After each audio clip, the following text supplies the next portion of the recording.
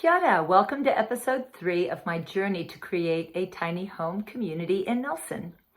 If you are interested to learn more about this, you can visit www.commonground.net.nz and subscribe to this YouTube channel for updates as I'm going to be following my journey, hopefully all the way through to the creation of this community. So episode 1, we covered the general idea, and episode 2, I talked about terminologies and names and why we would use different phrases to be able to describe the kind of community that is guiding it.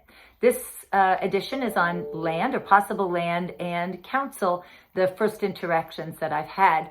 I have mentioned I wanted it to be collaborative, and council is one of those collaborators. So I'm checking out this possibility in this episode.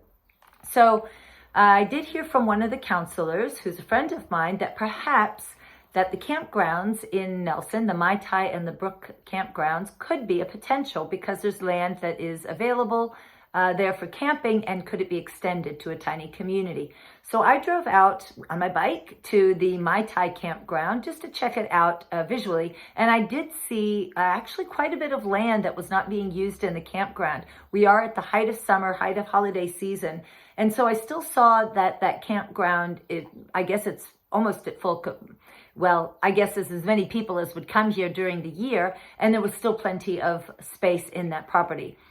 So there is a potential in terms of land space, but whether council would like to partner with me or see that campground turn into a tiny home community, I'm yet to know that answer.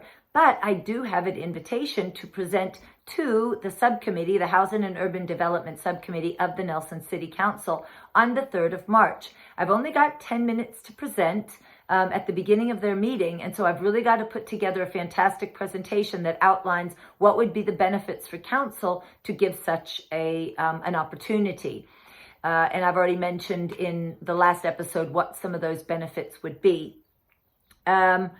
There are currently longer-term residents on that property, which does make it an already benefit in order to be able to add value to those longer-term residents, or if it's not legal, to make that a legal setup. So there's lots of opportunities there, which after the 3rd, or maybe even some individual meetings with council, I might be able to get a clearer understanding of how that could work or what they would need to know for that to be a community.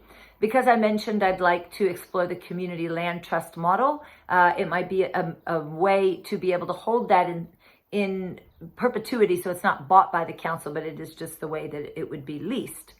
So in terms of the Urban Development Subcommittee, their topics that they cover include the intensification of the action plan, housing reserve, development for criteria for use and consideration of projects, so that I guess maybe is money when I hear housing reserve, social and affordable housing proposals, so this is one, the development contributions and financial contributions, and statutory tools, initiatives, and projects relating to urban development and housing. I've also been invited to present on inclusionary zoning. Now, that is fitting within my 10 minutes that I have to present to council, so I'm just going to go lightly on that. But I did want to actually create another video on inclusionary zoning because I do think it's such an important means to be able to get accessible and affordable land.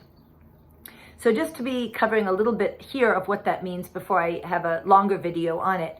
So it's a mechanism that is regulated by council that the development rights, when they're given to a piece of land, usually to a developer who owns it or is buying it, then a percentage of that, either the land itself or the equivalent cost of that land, is given over to a housing trust to be able to use for affordable housing. And why is that? The rationale is that when a developer is given the rights to develop on a land, it usually increases the cost of that land substantially. So even though nothing's yet been done on it, a piece of land that might have been worth $100,000 valued is then all of a sudden valued at $500,000 for no other reason than because it's been given the rights to be developed upon. So that is an unearned value that the developer, the landowner, has received just by being given that right. And that is seen to be actually a value that is within the community itself and should be given back to the community. So that means the developer could either make a number of affordable housing available, a percentage, or to be given to a housing trust. And we're able to create a lot more land available for affordable housing if we have this inclusionary zoning in place. If you wanted to check out how it works in action, the Queenstown Lakes Community Housing Trust has been using it for over a decade very successfully. And then in America, there is a website dedicated to helping people understand and learn more about that.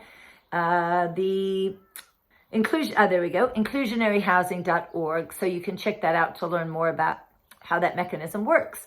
So that's basically it for right now. If you are interested in either participating with me or contributing to my submission to council, it will be on Tuesday, the 8th of March at 1:05 p.m. Again, I only have 10 minutes, but I will be creating a PowerPoint as well as handouts, and those handouts will have substantial amount of supporting documentation. So if you've tried to develop a community in Nelson prior to, and you have any supporting documents or information for me, I'd greatly appreciate you sharing that with me. So my email is zola@commonground.net.nz or NZ if you're in America. And that's my website as well to be able to see all the different things that I'm up to. Subscribe to the channel to get the next episode. Kia ora.